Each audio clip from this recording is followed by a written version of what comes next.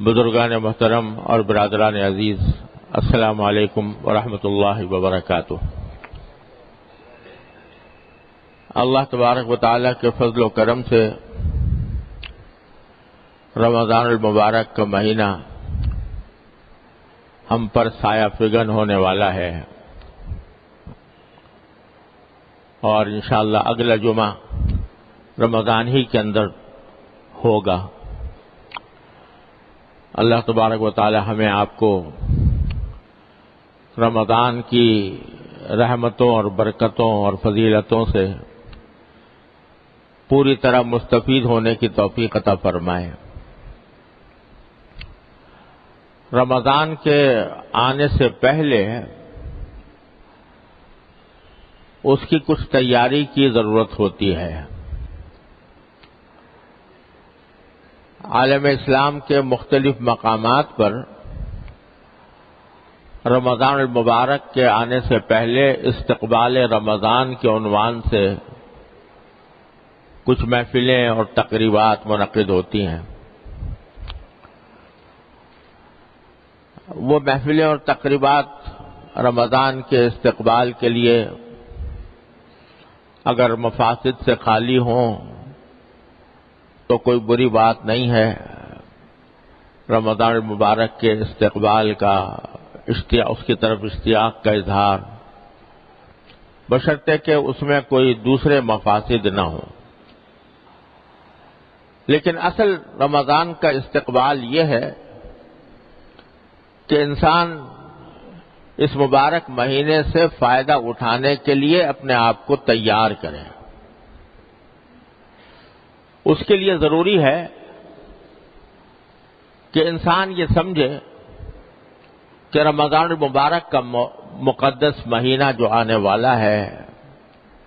یہ اللہ تبارک و تعالی نے کس انداز سے ہم پر فرض کیا ہے، اور اس کے پیچھے کیا کیا حکمتیں ہیں۔ پہلی حکمت جو رمضان مبارک کے لیے اگر غور کیا جائے تو سمجھ میں آتی ہے کہ اللہ تبارک و تعالی نے انسان کو اس کائنات میں پیدا کیا، اور صبح سے لے کر شام تک ہم دیکھتے ہیں کہ انسان دنیا میں آتا ہے، بچہ ہوتا ہے، جوان ہوتا ہے، بوڑھا ہو جاتا ہے، اور پھر دنیا سے رخصت ہو جاتا ہے۔ یہ کیوں پیدا کیا جا رہا ہے انسان کو دنیا میں، جبکہ ایک دن اس کو جانا بھی ہے؟ تو اللہ تبارک و تعالی نے اس آیت کریمہ میں جو میں نے ابھی آپ کے سامنے تلاوت کی،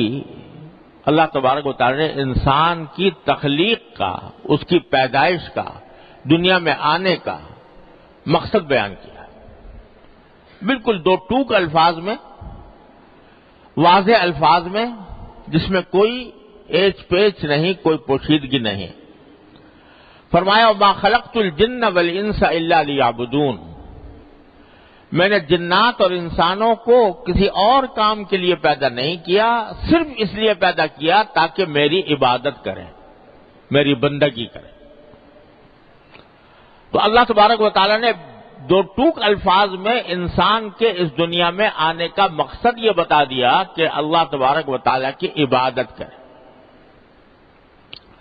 سوال پیدا ہوتا ہے کہ عبادت تو پہلے فرشتے بھی کرتے تھے، انسان کو جب تک دنیا میں نہیں بھیجا گیا تھا، پیدا نہیں کیا گیا تھا،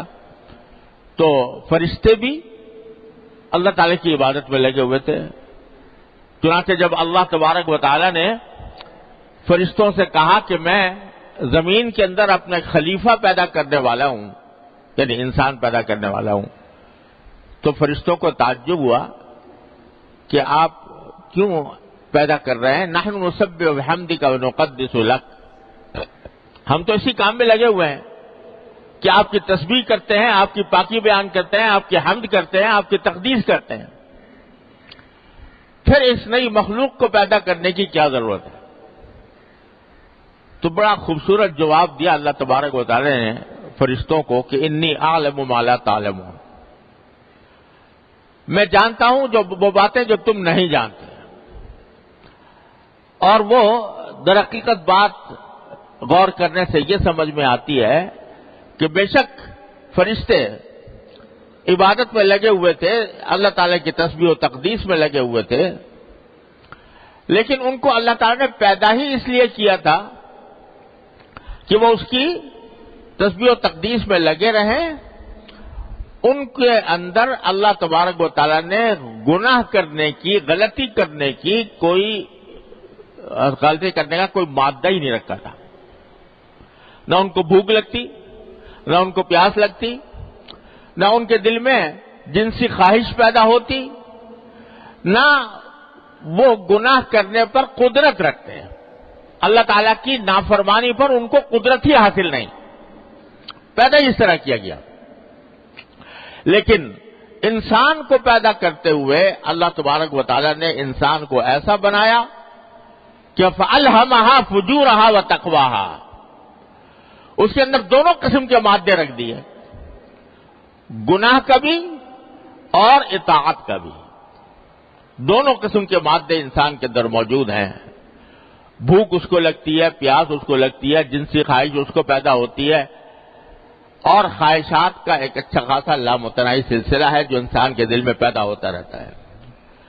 یہاں اللہ تبارک و تعالیٰ کو ایسی مخلوق پیدا کرنی تھی کہ جو گناہ کر سکتی ہے، لیکن اللہ تبارک و تعالیٰ کے حکم کی اطاعت میں کرتی نہیں۔ فرشتے تو وہ مخلوق تھے یہ گناہ کر ہی نہیں سکتے تھے، اللہ تعالیٰ کی نافرمانی کا ان کے اندر مادہ ہی نہیں تھا، لیکن انسان کو پیدا کرتے ہوئے اللہ تبارک و تعالیٰ نے اس کے اندر دونوں مادے رکھ دیے، اور یہ اس کو ایک آزمائش میں مبتلا کیا کہ گناہ کا راستہ بھی تمہارے لیے کھلا ہوا ہے اور ثواب کا راستہ بھی کھلا ہوا ہے۔ اب تم اپنی اختیار سے، اپنی سمجھ کو کام میں لے کر اگر گناہ کے راستے کو چھوڑو گے، اللہ تبارک و تعالیٰ سے ڈر کر اور اللہ تبارک و تعالیٰ کی اطاعت کے خیال سے اور ثواب کا راستہ اختیار کرو گے تو تم فرشتوں سے آگے نکل جاؤ گے،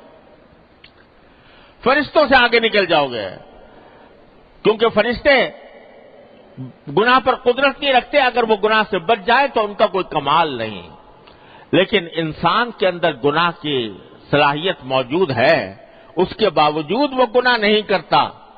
اس کے اندر نافرمانی کی صلاحیت موجود ہے مگر نافرمانی نہیں کرتا، اللہ تعالیٰ کی اطاعت میں زندگی گزارتا ہے، تو پھر اس کا مقام فرشتوں سے آگے بڑھ جاتا ہے۔ اس لیے ہم نے باری تعالیٰ فرماتے ہیں میں نے پیدا کیا جنات کو اور انسان کو اس کام کے لیے، صرف ایک کام کے لیے ہے، ما خلقت الجن والانس، میں نے جنات اور انسانوں کو پیدا نہیں کیا الا لیعبدون، مگر ایک ہی کام کے لیے ہے کہ وہ میری عبادت کریں۔ اب عبادت کا جو اصل مفہوم ہے وہ تو یہ ہے کہ انسان اللہ تعالیٰ کے سامنے سجدے کرے، رکوع کرے، نماز پڑھے، اس کا ذکر کرے، اس کے کلام کی تلاوت کرے، اللہ تبارک و تعالیٰ کے ذکر میں اپنی زندگی گزارے، اصل عبادت تو یہ ہے۔ لیکن اللہ تبارک و تعالیٰ نے اپنے فضل و کرم سے انسان کے لیے ایک آسانی یہ پیدا فرما دی کہ اگرچہ تمہاری تخلیق کا بنیادی مقصد تو یہ عبادت کرنا تھا، لیکن تمہیں بھوک بھی لگتی ہے، پیاس بھی لگتی ہے، تمہارے ساتھ بشری تقاضے بھی لگا دیے ہم نے، اور بشری ضروریات بھی تم سے وابستہ ہیں، اس واسطے تمہیں اجازت دے دی ہے کہ ٹھیک ہے تم اس کام کو ان کی خواہشات کو اور اپنی ضروریات کو پورا کرنے کے لیے دوسرے کام کی تمہیں اجازت ہے، روزی کمانے کی تمہیں اجازت ہے، تجارت کی تمہیں اجازت ہے، زراعت کی تمہیں اجازت ہے، اور کہیں اگر ملازمت کے ذریعے روزی کمانی ہو تو اس کی تمہیں اجازت ہے۔ یہ اجازت دے دی ہے تمہاری ضروریات کو مد نظر رکھتے ہوئے، یعنی اصل تقاضا تو یہ تھا کہ جب پیدا کیا تھا صرف عبادت کے لیے تو آدمی دن رات صبح سے لے کر شام تک مسلسل عبادت ہی میں لگا رہے اور کوئی کام نہ کرے، لیکن چونکہ ساتھ انسان کی ضروریات وابستہ ہے لہذا اجازت دے دی کہ بھائی تجارت بھی کر لو، روزی کمانے کے لیے کوئی بھی طریقہ اختیار کر لو، حلال طریقہ، لیکن اس طرح کرو کہ رجال اللہ تلیہم تجارت ولا بیع عن ذکر اللہ، ایسے بن جاؤ کہ تمہاری تجارت ہو یا تمہاری خرید و فروخت ہو یا ملازمت ہو یا کوئی بھی کام ہو، وہ اللہ کی یاد سے تمہیں غافل نہ کرے۔ تجارت کرو مگر اس طرح کرو جیسے اللہ نے بتایا، ان حدود میں کرو جو اللہ تعالی نے قائم کیا ہے، حلال اختیار کرو، حرام سے بچو، اور تجارت میں منہمک ہو کر اللہ کو بھول نہ بیٹھو۔ رجال اللہ تلہیہم تجارت ولا بیع عن ذکر اللہ۔ چنانچہ جب تجارت کے عین درمیان وقت آ جائے، اللہ تعالیٰ کی طرف سے پکار ہو، حی علی الصلاح حی علی الفلاح، تو پھر اس کو چھوڑ کے نماز کی طرف چلے جاؤ۔ تو کچھ پابندیوں کے ساتھ